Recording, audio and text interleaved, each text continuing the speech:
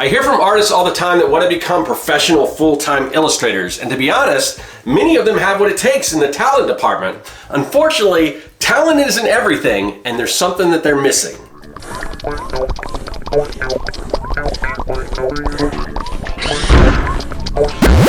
Greetings everyone, welcome to the underground lair where we bring our creations to life. I'm Scott with Serkworks Art Labs. I'm a professional illustrator, designer, and mad creator. And as a professional, somebody who does these videos on YouTube, with pretty much the primary focus of this channel is to help others in their art journey, help them if they want to become professional artists, work in the industry, work full time as an illustrator, designer, something along those lines, a comic book artist. So naturally, I speak with a lot of artists on social media, in the comment sections, newsletters, things like that. And there are a lot of people that want to kind of break into this business, do what I'm doing and everything. And many of them are pretty talented. Well, it's talent or skill or whatever. We're not going to get into all that. But they have pretty much what it takes as far as this stuff looks professional. These people can get work professionally doing what they want to do.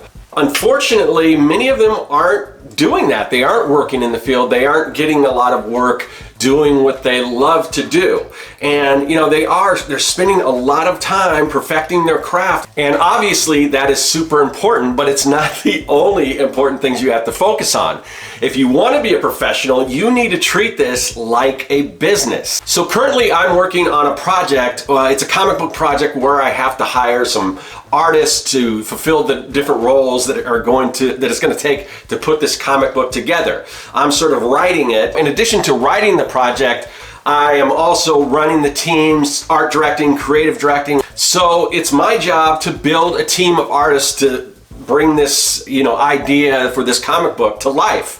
And I am just, on this one, I'm just handling the writing chores. I'm not really doing the illustration, but I'm also running the team, making sure everything goes smoothly, hiring the artists, making sure I got the right artist for each particular, whether it's an inker, whether it's a penciler, colorist, letterer, all that stuff. So I am building this team right now, and I'm just and this is sort of new to me. Every other project I've done as far as comics go, I usually pretty much handle everything from the writing to the drawing, all of that stuff myself. So this is kind of new, and just testing out different artists and just making sure this whole thing goes smoothly.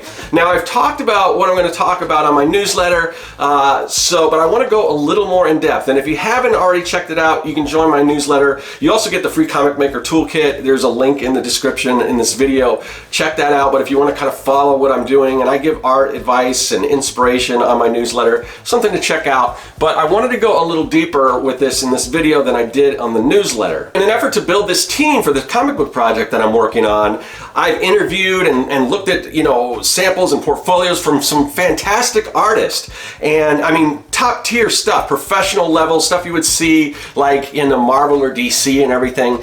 But one of the things that kind of surprised me in reaching out to some of these artists is that I'm like, okay, this is great, we definitely want you on board, can you send us a contract? And it's like they didn't really have a contract ready to go in place. So I'm like, okay, well, I'll just adapt my contract, because I am, I'm working for a client and then I'm kind of hiring them. So I'm like, you know what, I'll take my contract, I'll reformat it, I'll put your name on it, because I am all about creator rights. I want to make sure that the creators are protected. But it wasn't, it struck me as odd that, these artists that are so great, they weren't really ready. It's like they weren't prepared for like what happens if you actually get work, other than just kind of maybe flying at the seat of your pants and like, okay, well, you just pay me some money and I'll do the artwork and all that. But really, honestly, like I said, if you want to do this professionally, you need to think of this as a business, and contracts are super important. Even if you aren't at that level yet, I would encourage all of you to have a contract, something ready to go for when you eventually get to the point where people are wanting to pay you to do a project. Now, when you're doing illustration, graphic design for a living, and then maybe some other industries or whatever, I don't know, but you know, there are some people it's like, we could just kind of do a handshake deal or whatever. I would recommend against doing that because, you know, and the thing what a lot of people don't understand, it's like let's not bring ink and paper into this or whatever, or contracts, you know, it's okay, I'll treat you fairly, all that stuff. But a contract isn't just to protect, say, the artist, it's also there to protect the client. And if you ever run into a situation where you have a potential client, you give the contract and like, yeah, let's just do a handshake deal. I mean, basically, this is what I would say. It's like, okay, I mean, are you sure you want to do that? Because do you understand that if we just do a handshake deal, there's nothing in writing saying that you will even have any rights to this artwork at all. So if, not saying that I would do this, but if I just decide that you go ahead, you pay me whatever, you know, money you're going to pay me for the project, you put it out there and I say, wait, you can't do that. You don't own the rights to put that on a t-shirt or whatever it is. And they're like, well, I paid you, but there's nothing in writing, because what a lot of people don't understand is that the rights to any artwork is automatically copyright whoever created that artwork in the first place. The only way to transfer that right to somebody else is in writing. So it's also there not only to protect you as the artist, but also protect the client, and just, you know, make sure there's no confusion about, you know, deliverables, what's supposed to be delivered at what time. You know, there's so many different things. I'm not going to go into that full, you know, contract, the things you want to look out for, but this is something that I'm encouraging you to do a little more research on, and I'm going to put some resources in the description of this video that you can check out. But like when I created my contract, so here's a couple of resources I'll talk about right off the bat. So my contract that I created, and I can't, you know, I'll get people like, can you send me your contract? And I can't really do that because, you know, it's some of this stuff is proprietary. For instance, the contract that I have is sort of an amalgamation of these two resources. This is a book here. It's Business and Legal Forms for Illustrators by Tad Crawford. This is an old version. I mean, I probably got this in the 90s. So some of them might be a little out of date, but this book it's continually being updated. So if you go to Amazon, if you search the title, Business and Legal Forms for Illustrators, Tad Crawford, you're going to find the most current version.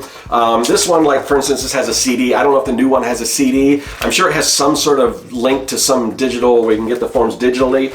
But so I took this and also the information in this guide. This is the pricing and ethical guidelines handbook for it's a mouthful. Okay, it's what is it? Graphic Artists Guild Pricing and Ethical Guidelines, and this talks about, you know, all the things that you want to know that are going to protect you as an artist. It's got contracts in here, so I basically studied up on this and I created my own contract using these two different forms. Now, there's another resource that I'm going to link to in the description. And this will link to a website called Art Connect, and it's got, you know, similar to what this is, some resources on, you know, what you're looking for when you're creating a contract and everything. You can check that out. Also, if you don't want to, I would probably recommend you probably pick up like this, Business and Legal Forms for Illustrators, the current version. Like this is also a very outdated. I think this is edition 11. I think they're up to like 16 now. So some of this stuff will be out of date, but it'll give like prices and stuff. These are sort of, you know, because they're a little out of date, although nowadays it might be similar, just the way the industry's going. People are wanting to pay less and less for illustration, but this is sort of New York and LA pricing right now. I mean, you know, most people are going to be, especially people just starting off, are going to look at these and like, I can't charge that much for this stuff. I'm at the point where I can kind of charge these prices based on my experience and know-how and everything. But you know, it has been updated since this particular version, but I just haven't bought the newer version. I kind of know what's in here. Although there's probably some newer updated contracts, like things like that didn't exist back when this came out, like NFTs and things like that. I don't know if that's in the current version, but it has been updated. So get an updated version, or maybe find, you know, you just want something cheap, you could probably find a used old outdated version. It's still, the information and still in here is still pretty good. But so anyway, so I created my own contract based on this stuff. I would just encourage you, even if you're not at a point where people are paying you to do artwork or whatever, have that, you know, like I said, have that ready to go, have that contract in place so you're putting your best foot forward, you're in the right position, because it's kind of like, if you've ever heard the expression, you know, dress for the job you want to have, even if you don't have that job, you know, act like you have that job, act like you're ready for it, be ready for that, because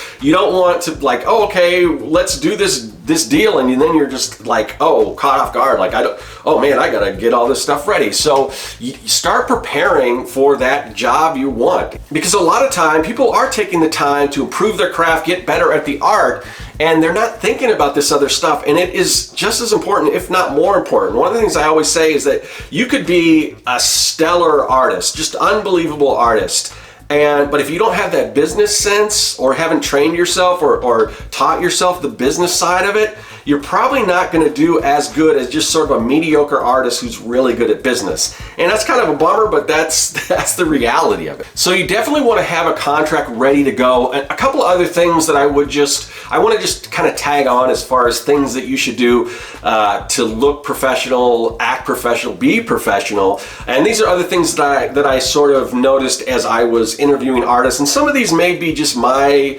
personal taste or whatever, but I still think it's really important for you to have your own website. Nothing says a professional artist more than if you have your own website, because, you know, there are things out there like, you know, ArtStation and DeviantArt, and I get sent links to those, and there's some good stuff on there, but it's just not, for me anyway, and I don't know, I'll have to talk to some other friends of mine who are art directors and see kind of their opinion, but you know, Instagram, something like that, it's kind of great to look through, but people aren't always putting all their best stuff on Instagram. You've got to look through, you know, the sketches and stuff, and I like that stuff, and a lot of times I want to see that as somebody who may be hiring somebody, because I can see how a piece comes together and everything, and that helps a lot. But I'd like also to go to a place like a website that just has your best pieces on it, and something that I don't have to log into. I know, like, people send me links to DeviantArt, and then I've got to like log in or create an account. And I mean, I think it was showing me like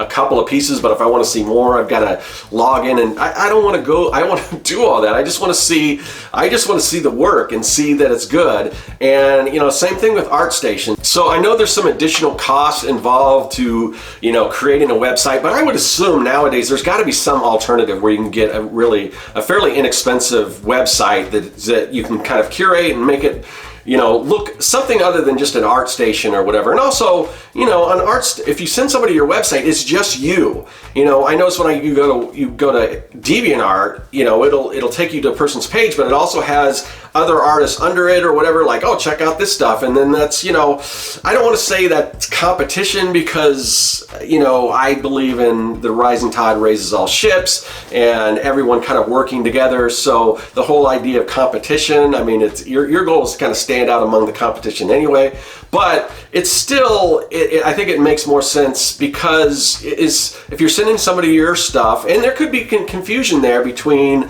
the art director, somebody who's looking at your work, if other artist's work is also being shown there, that, well, who did what, you know? So you want to make it perfectly clear. This is my artwork. This is my best artwork. Here's my website. So that's something that, at least for me personally, I would prefer to see an artist that has there. And it does say professional. And also, you know, that email, when you have an email that's like, so my email, scott@serkworks.com. That looks a lot more professional than Scott at 5678 whatever, Google something, Hotmail, something like that. It just doesn't say professional to me. So, you know, in addition to that contract, also a website is a really good thing to have. A couple other things I just want to throw out there. Once you start working with people, or if you have people that want to work with you, communication is a must. Like, if somebody sends you an email, follow up with that email.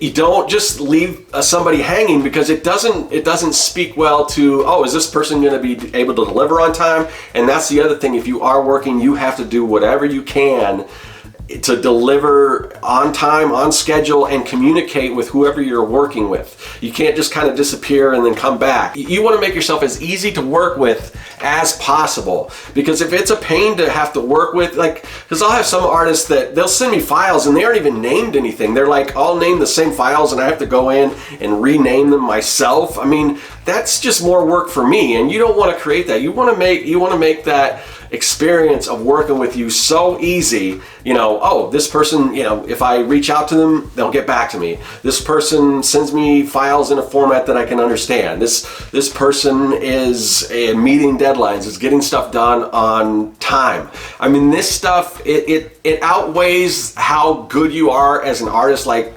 tenfold. It's super important, and unfortunately a lot of people just aren't thinking of this as a business, and you have to if that's what you want to do. And there's nothing wrong if you want to just do this for fun as a hobby.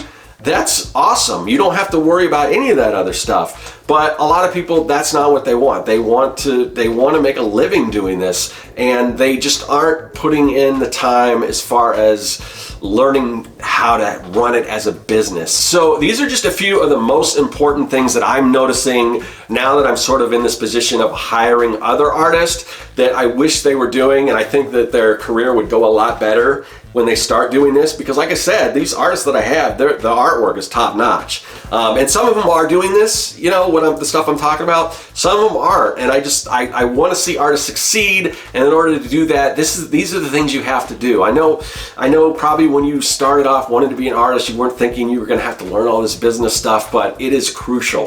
Because there's not a lot of positions for illustrators where you can just go on staff. There are some. You can work for game companies, and I've done that and stuff, but if you really want to be your own person and run do things the way you want on your own terms, this is the stuff you have to learn how to do. So contracts, have a good website, and just be somebody who communicates, who delivers on time, all that stuff. Just be professional. So anyway, like I said, I'm going to throw up some resources where you can get some of this stuff, or just maybe even figure out how to do it for free online.